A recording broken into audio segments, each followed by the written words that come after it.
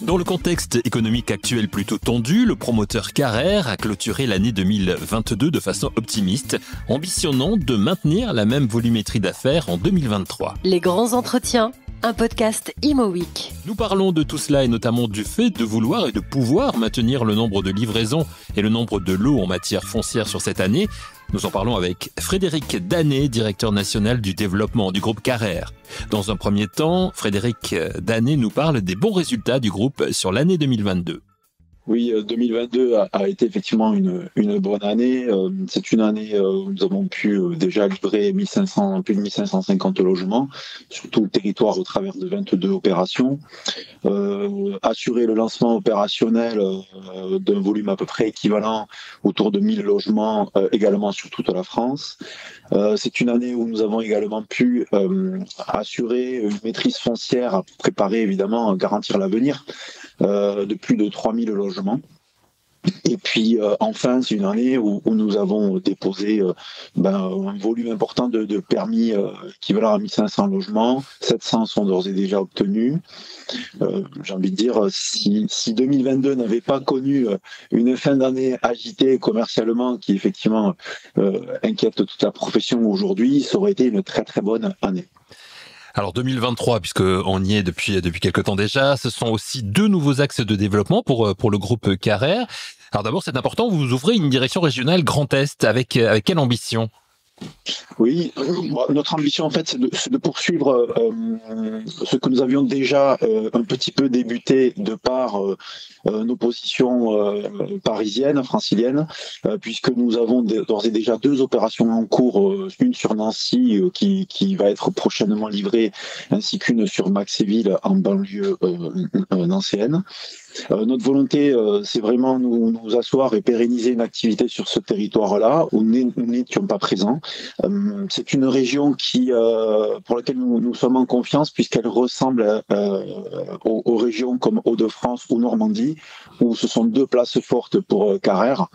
Et la spécificité de ces régions, c'est qu'il y a un nombre important de villes moyennes telles que Reims, Mulhouse, Nancy, Metz, la proximité du Luxembourg sur lesquelles nous envisageons un développement et sur lesquelles nous sommes en confiance en fait. Voilà. Donc c'est cette proximité-là avec ces régions qui fait que nous pensons effectivement pouvoir largement nous positionner sur ce territoire. Nous sommes positionnés vers Metz, au-dessus de Metz, de façon à bénéficier de toute cette activité-là liée à la frontière luxembourgeoise. Des axes de développement qui sont déjà actés ? Complètement.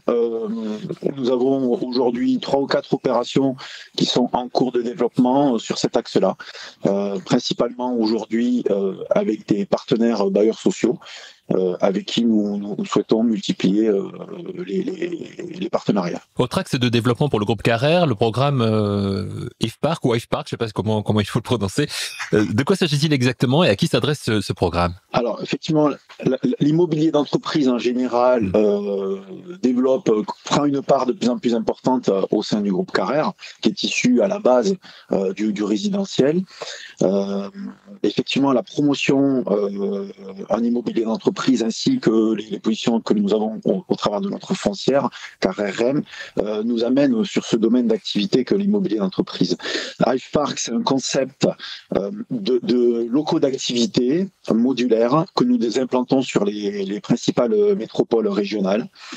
Ce sont des locaux particulièrement adaptés aux PME, PMI, puisqu'ils sont divisibles à partir de 150 mètres carrés, intégrant 2 entrepôts et une partie bureau. Une spécificité, c'est cette capacité de divisibilité à partir de 150 mètres carrés qui fait que nous nous démarquons et que c'est très adapté à ces territoires-là régionaux. Nous les lançons par ailleurs d'LPC purgé en blanc, ce qui vient apporter un intérêt et apporter surtout une réponse auprès de nos futurs locataires PME, PMI, puisque eux, lorsqu'ils ont besoin d'un local, ils n'ont pas forcément le temps d'attendre 1 an ou 1 an et demi, le temps que nous développions un projet. L'idée, c'est de les préparer et puis de les mettre sur le marché en locatif. Aujourd'hui, nous avons une dizaine d'opérations en cours de développement. Déjà plusieurs développées et réalisées autour de Toulouse, mais nous sommes en développement sur Pau, sur Reims, sur Dunkerque, Tarbes, Mulhouse, Auxerre. Vous voyez, ces villes-là, villes moyennes au cœur des régions. C'est pas un risque que vous prenez aussi en accent sur le développement de l'immobilier d'entreprise qui, on le sait, ces dernières années a un petit peu souffert avec les différentes crises que l'on a traversées? C'est surtout, à notre sens, et ce que l'on rencontre aujourd'hui, c'est surtout l'immobilier tertiaire qui a beaucoup souffert. L'immobilier d'activité est réellement en pleine action, il y a un vrai besoin. Les rythmes locatifs que nous rencontrons sur les programmes que nous livrons sont très bons. Du coup, on souhaite vraiment faire face à cette demande au cœur des territoires. Et cette notion de territoire est essentielle pour le groupe Carrère, nous y reviendrons un petit peu plus tard. Le groupe Carrère qui a d'abord existé au niveau du résidentiel, en quoi la diversification de ses activités autour du co-living, des résidences seniors par exemple, est-elle un facteur de maintien de développement? Réponse de Frédéric Danet. Oui, c'est très important de pouvoir se positionner avec un socle de compétences ou de produits à proposer très variés, de façon à pouvoir apporter des réponses différentes et adaptées à chacun de nos interlocuteurs locaux. Comme nous nous positionnons comme un acteur au plus près de tous les territoires, nous souhaitons vraiment avoir cette capacité d'adaptation, à la fois en fonction des attendus politique, mais aussi en fonction des besoins du marché local, quel qu'il soit. Donc, cette capacité à venir nous positionner sur des produits très différents, adaptés à des volumes, à des marchés spécifiques, c'est quelque chose que nous faisons appel de nos voeux et que nous travaillons très fortement. Si on prend le cas du senior, c'est typiquement un domaine d'activité qui est assez formaté sur un spectre un peu formaté d'une centaine de logements. Nous aujourd'hui on essaye de d'apporter des solutions à des territoires plus petits sur des formats plus petits. Voilà, on essaye de se différencier et vraiment d'être un acteur des territoires et de tous les territoires par le biais de cette agilité-là. Alors acteur des territoires, ça veut dire des liens avec les collectivités locales. C'est un contexte là aussi un petit peu compliqué que l'on connaît actuellement, l'inflation, la montée des taux, les ZAN, les permis de construire en berne, la construction neuve qui chute. Alors vous l'avez dit, vous vous rapprochez des villes un peu plus petites, on va dire, que les grandes villes. Comment vous gérez tout ça? Quels sont vos liens aujourd'hui avec ces collectivités? J'ai envie de dire que l'enjeu majeur, c'est la pédagogie et la transparence auprès des acteurs publics, qu'ils soient collectivités ou aménageurs. Nous, effectivement, comme vous le dites, le contexte est très très très compliqué actuellement, en tout cas en ce qui concerne le résidentiel.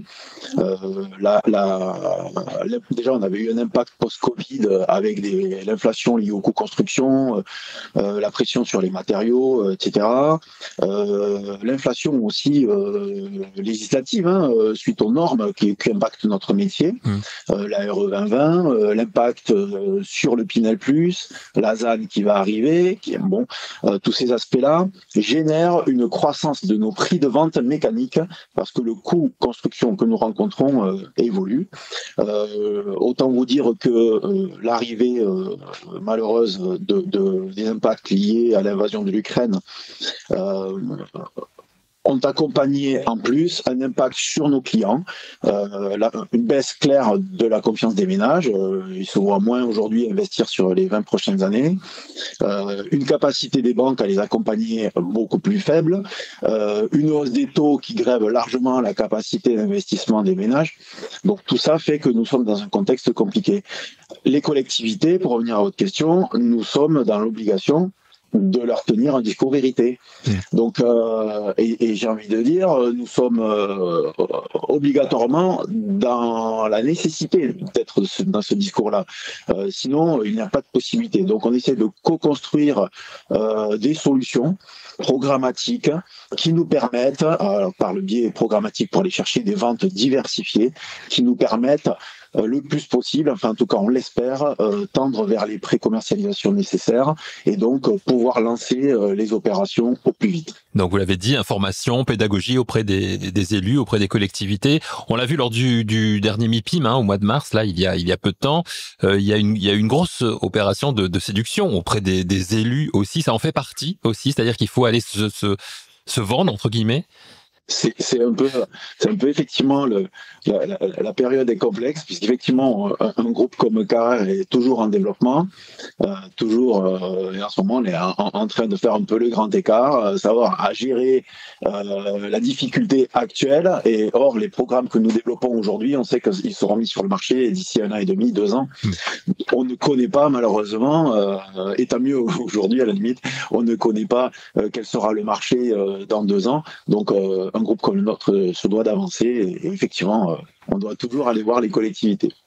Alors, un mot, vous en avez cité déjà quelques-uns, mais quelques programmes phares là, du groupe Carrère qui vont sortir entre les chantiers et les livraisons. Nous avons pu lancer une très très belle opération dont nous sommes très fiers sur Tourcoing, sur la ZAC de l'Union, une opération de 141 logements. Nous avons lancé le chantier à Créteil, une opération en ANRU de 98 lots. 2022, on a lancé 9 opérations sur l'agglomération toulousaine. Ça reste un de nos bastions évidemment forts. 3 opérations sur l'agglomération de Rouen, dont 2 sur la ville de Rouen. En PACA, nous sommes sur Vitrolles, sur Arles, sur Méreuil, à côté d'Aix-en-Provence. Bon, on a lancé un certain nombre d'opérations très intéressantes. Ce qui nous rassure un petit peu, c'est que sur le volume d'opérations que nous avons lancées et qui seront livrées dans le courant de cette année, Carrère a très très très très peu de stock, puisque c'est à peu près 900 lots qui seront livrés cette année et nous avons aujourd'hui moins de 20 lots en stock non commercialisé. Ça nous laisse un peu de temps pour analyser l'avenir. Analyser l'avenir, on y reviendra en conclusion de ce rendez-vous avec Frédéric Danet. Mais avant cela, parlons de la politique de développement durable du groupe Carrère. Le développement durable chez Carrère, déjà, de tout temps, nous avons toujours intégré les 3 aspects du développement durable, c'est-à-dire l'aspect social, sociétal et bien sûr environnemental du développement durable. On a toujours évité de tomber dans du greenwashing que parfois on peut voir à droite à gauche et qu'honnêtement on déplore. Aujourd'hui, l'évolution des normes sur la partie environnementale aujourd'hui nous contraint largement à être dans cette logique de développement durable forte. À l'heure où l'on se parle, l'enjeu est de véritablement trouver le juste équilibre nous permettant de sortir à un prix adapté à nos clients, pour nos clients, et le poids des normes auxquelles on a à faire face aujourd'hui, y compris normes environnementales. Même bien entendu, on ne remet pas en cause évidemment le fondement de ces normes, mais c'est évident qu'il faut aller vers ce genre de direction. Mais aujourd'hui, on a une conjonction de difficultés qui font que le poids des normes plus un coût de construction très élevé, etc., fait que malheureusement, on a du mal à résoudre l'équation qui permette de sortir à un prix adapté pour nos clients. Voilà. Et quand on intervient comme Carrère sur tout le territoire français, le territoire aujourd'hui est très pluriel, composé de différents marchés, et je peux vous garantir que les normes sur certains marchés pèsent énormément. Autant il est possible sur les très grandes agglomérations de trouver une clientèle capable de se payer le coût lié à ces normes, autant sur certains territoires c'est beaucoup plus complexe et toute notre énergie est passée pour trouver cette juste équation, faire face aux normes, mais en même temps faire face à la capacité d'investissement des ménages. Ça, c'est une vraie priorité, hein, trouver ce juste équilibre pour que les prix ne flambent pas trop. Total. Ouais. Et ça, c'est pour le coup, c'est une constante chez Carrère. Ça fait 19 ans que je travaille chez Carrère. Ça fait 19 ans que Frédéric Carrère, notre président, est arc-bouté sur cet enjeu-là. Et cela me semble bien noble. 19 ans chez le groupe Carrère, Frédéric Danet. Vous avez donc une véritable expertise professionnelle. Comment vous voyez évoluer le marché? Comment, autour de vos objectifs chez Carrère, justement, comment vous voyez évoluer ce marché compliqué aujourd'hui? Écoutez, je pense qu'il faudra que, au-dessus des simples promoteurs que nous sommes, il faudra que les messages envoyés par Pascal Boulanger soient entendus en très haut lieu.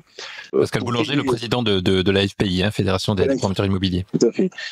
S'il n'y a pas de réaction pour aider notre profession, je pense que ça va être très très compliqué. Donc si les 30 000 emplois que pèse la promotion immobilière ne sont pas suffisants, je Je pense quand même que le volume d'emploi du BTP, qui est beaucoup plus important, j'espère, sera entendu, parce que les directions que l'on connaît aujourd'hui sont effectivement assez, en tout cas, lèvent assez d'interrogations. Donc, à mon sens, il faudrait que le gouvernement soit en mesure d'apporter des signaux de confiance et à nos clients et aux promoteurs, nous apporter des réponses réelles. Pour terminer, quelle est, la valeur ajoutée? Vous avez évoqué les difficultés aujourd'hui de recrutement, notamment dans le BTP. Elles sont un petit peu constantes, un petit peu partout d'ailleurs, dans tous les domaines aujourd'hui. Quelle serait la valeur ajoutée du groupe Carrère, selon vous, pour justement inciter des jeunes aujourd'hui à vous rejoindre? Le groupe Carrère, c'est un groupe totalement indépendant. Frédéric Carrère, c'est le seul actionnaire du groupe. Et on a une liberté d'engagement. On va vers ce que l'on croit, les produits, les projets auxquels on croit, les destinations vers lesquelles on pense qu'il est juste d'aller. On prend à cœur notre métier, je pense noble, qu'est de créer du logement pour les clients. Je trouve que là aujourd'hui, nos jeunes sont en recherche de repères. Je trouve que c'est intéressant. Personnellement, je suis urbaniste de formation. Pour avoir travaillé dans l'aménagement, aujourd'hui, ça fait bientôt 20 ans que je travaille à la promotion immobilière et je vous garantis qu'il y a moyen de satisfaire clairement nos vœux profonds. Et voilà. Et loger les gens, c'est une juste